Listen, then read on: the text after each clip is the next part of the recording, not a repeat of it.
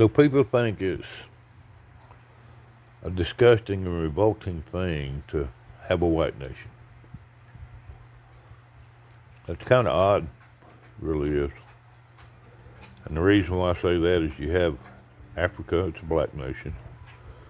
Islam, that's a black nation, or a brown nation. You have a lot of black and brown nations. You have a Chinese nation. You have an Australian nation. Everything that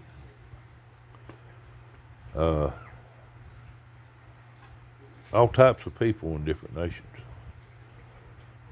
But once Trump says something about a white nation, or the people agree that it's a white nation, then there's trouble.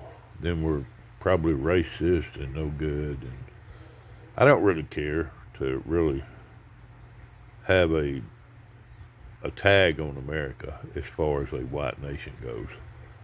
That's neither here or there to me. It needs to be a freedom nation, which we seem to be losing. I don't know why anybody would have to make this about the color of somebody's skin when it's not. We're all God's people. I'm just going to be honest with you. It doesn't make a difference what color you are. We're all God's people. Now, I understand the fraud of what's going on with the Somalians, and a lot of people say, no, they're not God's people, they're evil. Okay, I understand that. I respect everybody's opinion on this. And I'm not going to try to change their opinion on this, because it seems to me that bad people are bad people no matter what color of skin they have. But Islam has stated so many times in their lives and videos of claiming all these terrorist attacks on America and American people. We even have travel bans and had them since the 70s to going towards certain countries because they don't like Americans, and they would kill them or hold them for ransom if they went into them. So they, you're fair warned to stay out of places like that. If you go, basically you should go on your own continence and be responsible for the actions that are taken against you because you were warned. Nobody can be that stupid. I know people, well, I want to go over there. Well, when you go over there, you're going to go over there without the U.S.'s help if they try to claim a ransom on you or something of this nature. If you're warned to stay away from a place and you go anyway, I'm talking about traveling, it should not be on America's policy to come get you.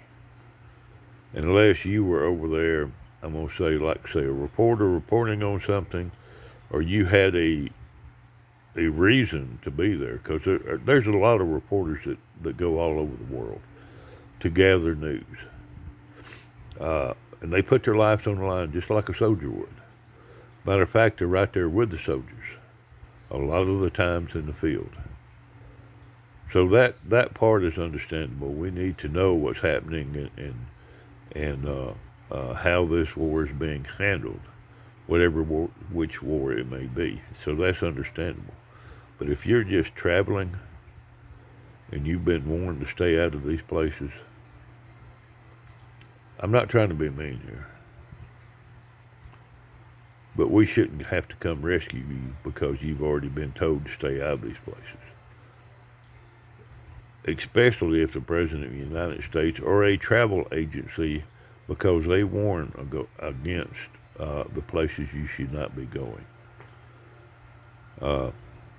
That's just pure stupidity on the Americans' fault if they do this anyway, in my opinion.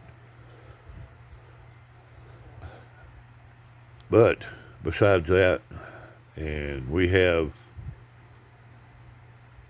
I don't know how many Somalians are here in America now, but I know it's been nothing but trouble You have a lot of people saying, oh, the Somalians, we're not going to work with ICE. We're not going to work with these people. We're not going to work with the government. We're not going to do this and we're not going to do that. I'm going to tell you something. You can go right along with them.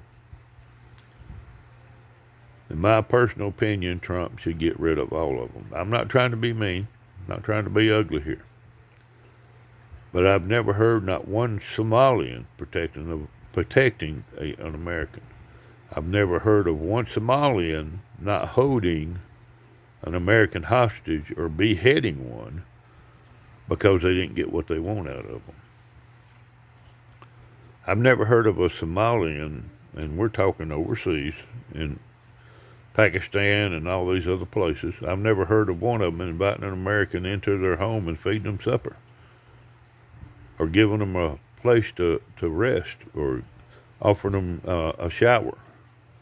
If they do, they got a reason behind it, and they're generally put a sack over the head and they're taken to a secluded place where they have no idea where they're at. That kind of thing, when a Somalian offers you something and you're not in the United States with them, you shouldn't be around a Somalian to begin with, because it's not going to turn out well for you. But yet you want them to stay here in the United States after all this, after all them beheading people, killing Christians, killing babies, making a commitment to their Allah that they will kill every Christian and every infidel in the world. And the whole world will be Islam ran. Yeah. And you want this in your city. You think by one chance that they are not going to try to take you over? You're incorrect. There's nothing in their Quran that says, love thy neighbor. There's nothing in their Quran that says, do not kill a Christian. There's nothing in their Quran that says, do not punish people, because that's all it is punishment. Death or punishment or exile. And all punishments are severe. They most likely will lead to death anyway.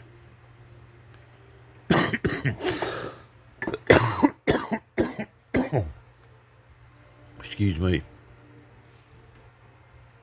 I was not expecting that. But yet,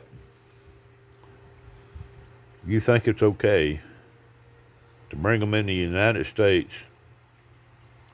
give them a home, give them a car, let them fraud the system, and then call them your neighbor. So how much kickback you getting? Because that's the only way it would ever happen, is somebody's promised them some kind of amount of money. And let me tell you something, once they take over that city, they have no more use for you. Whether it be an attorney general, whether it be a police officer, it doesn't make a difference. If you're an American, you're an infidel to them. They could care less for you. They will lie to you to get what they want. They're well known for it. But yet you still believe that you're doing the right thing. No, you're doing it for money. And that's one of the worst things you could ever do for a Somalian, because they already pegged you as a thief and untrustworthy. Just so you know, it's not going to wind up good for either any city that they're in, that they're trying to implement schools, mosques, praying 5 times a day. You think that you're going to be in the clear. No, you're not. They're going to take your life. They're going to take your children's life. Unless it is a young girl, and then they're going to take her, marry her at 6 years old, consummate a marriage at 9,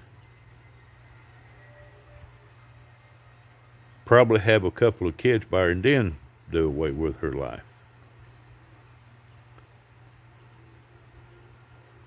What you don't understand, they want to breed all Christians out of existence, and y'all are too dumb to figure it out. You better wake up, politicians, because they care less about you. And the more and more time they spend around you, they hate you. To them, we are all vile in the United States. I'm telling you, you better wake up to this. If you don't, you're real stupid. And they've even been known to bury people alive.